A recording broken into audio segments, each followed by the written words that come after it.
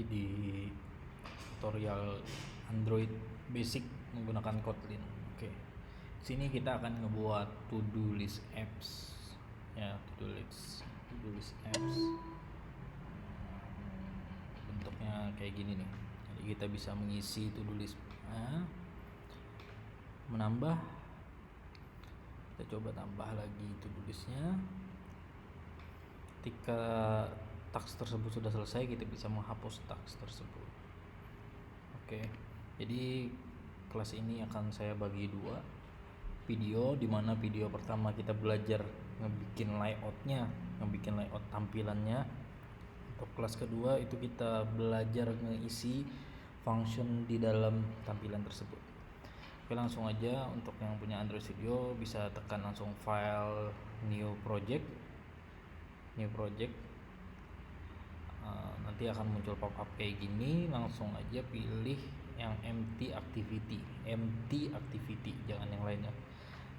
Sebetulnya ada banyak sih, ada basic activity menggunakan material tree, tapi ini adalah topik yang lebih advance yang mungkin nanti akan saya lanjutkan di video-video selanjutnya. Kita lihat di empty activity, kita next. Oke, pastikan di sini kalian dia akan otomatis Kotlin, dan pastikan di sini kalian menggunakan API 21, yaitu Lollipop untuk minimum SDK-nya. Tentu saja semakin banyak semakin tinggi API versinya, maka semakin banyak fitur yang lebih modern yang ada di dalam situ. Namun semakin sedikit juga semakin sedikit juga handphone yang bisa mengebukanya. Kita sandarkan di sini OS-nya Lollipop ya. Ketika sudah, kita buat di sini nama application, lalu tekan finish saja. Tekan finish. Untuk menghindari loading, di sini saya sudah membuat project tersebut. Jadi nanti ketika project itu sudah jalan, dia bakal ngebuat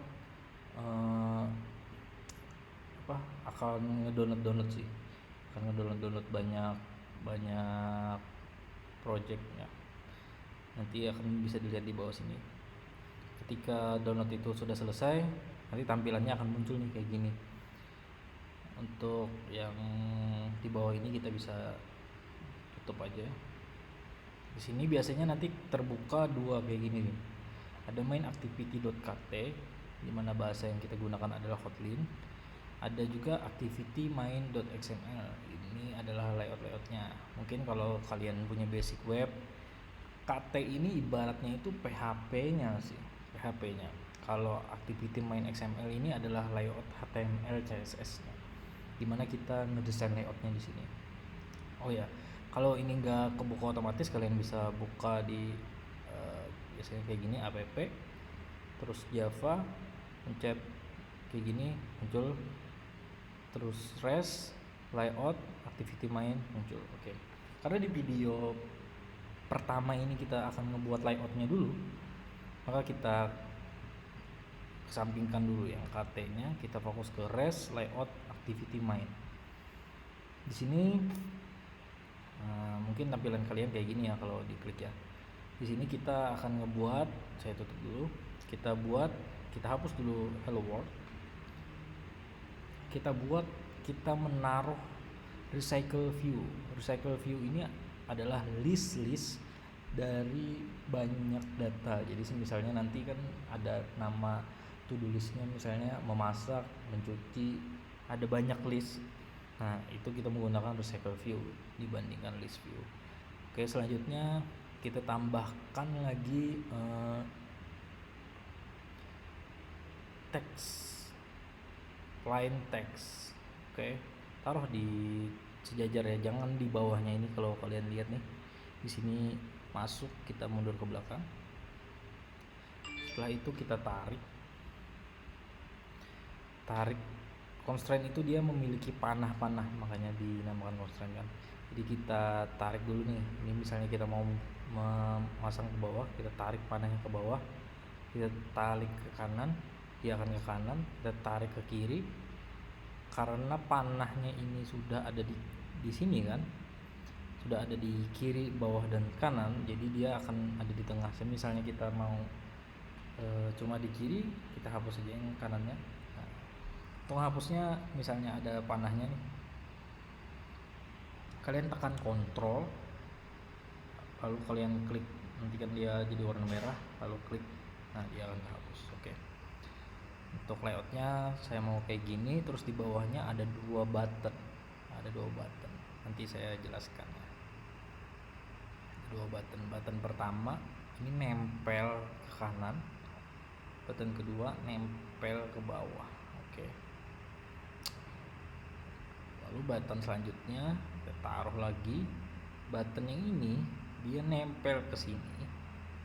Oke, nah lihat kan dia karena ini jangkarnya nempel ke sini, maka dia sejajar dengan ini, tapi dia masih ngambang nih. Gimana kalau mau ke bawah, kita tarik, dia tempel ke bawah, maka dia akan bersebelahan kayak gini. Nah sekarang ini mau kita tempelkan ke sini. Nah, ini. Tapi di sini kalau kalian lihat di sini ada gap nih, ada gap. Gimana untuk menghindari gap itu? Gap itu kita split dulu. Setelah kita split, kita cari edit text. Ini edit text ya, edit text. Terus di sini ada layout width kita ganti jadi 0 dp. 0 dp dia memenuhi tempatnya. Oke, jadi untuk layout ini sendiri ada banyak nih. Salah satunya misalnya wrap content.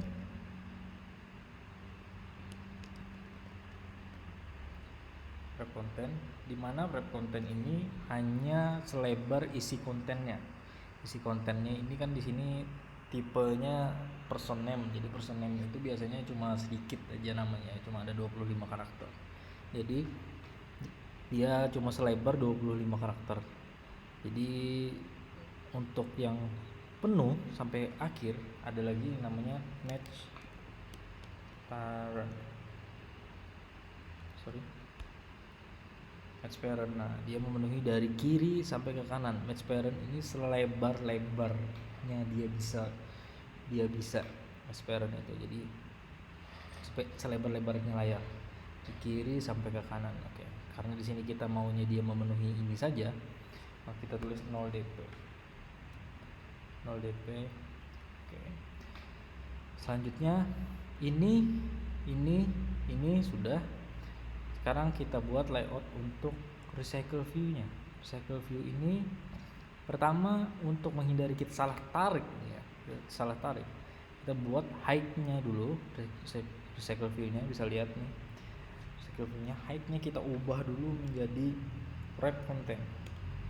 Nah, kita lihat karena di sini kontennya hanya ada sampai segini, contoh kontennya, maka dia cuma segini. Nanti sih misalnya kontennya ada bertambah 10, dia stopnya akan sini. Itu maksud wrap content. Tapi ini cuma dummy untuk kita ngedesain layoutnya. Ketika kita nge-running, kalian gak bakal lihat apa-apa. Oke, kita tarik ya. Constraint ini layoutnya kayak gini aja nih, dia bakal error nih. Nih error kan warna merah ya. Constraint ini dia memerlukan minimal satu tali, entah yang ini atau yang ini, minimal satu tali menyentuh ke sesuatu. Misalnya kayak gini, tali ini kita tarik, kita sentuhkan ke sini, nah dia sudah nggak error. Tapi kan kayak gini tampilannya jadi lucu ya, jadi kita naikkan ke atas, sekarang dia jadi di tengah. Nah sekarang saya maunya layout ini full pack tapi tidak sampai menimpa ini. Gimana caranya? Caranya ya seperti tadi, kita tulis 0 dp. Di sini kita bisa lihat layoutnya menjadi di atasnya tulisan-tulisan ini. Oke. 0 dp. Oke, selanjutnya kita bakal ngebuat ganti nama-namanya ya. Nama-nama yang ada di sini kita namain button down. Yang di sini labelnya kita ganti namanya jadi ADD. Oke. Ketika sudah, yang di sini kita tulis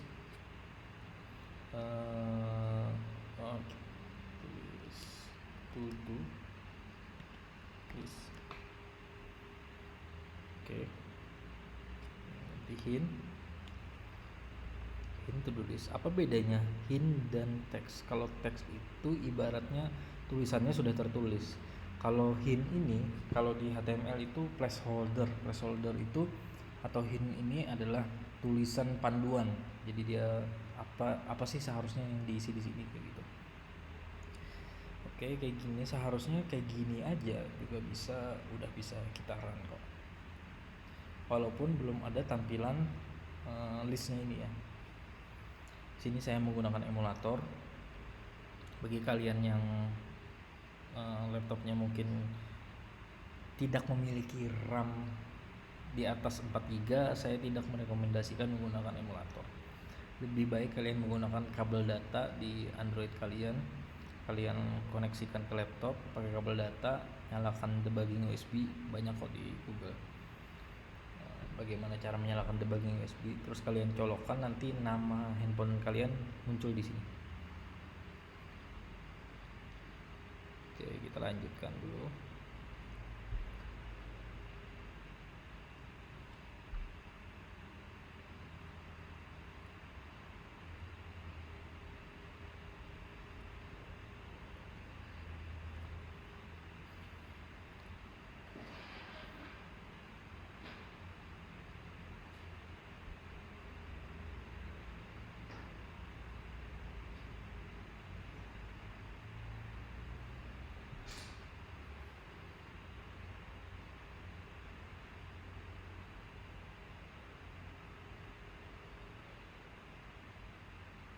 Ya, inilah tampilan dari aplikasi yang baru saja kita buat tadi. Sini itu tulisnya kita tulis apa. Terus sini button add dan button done. Tentu saja button ini belum berfungsi karena kita baru menyelesaikan layoutnya.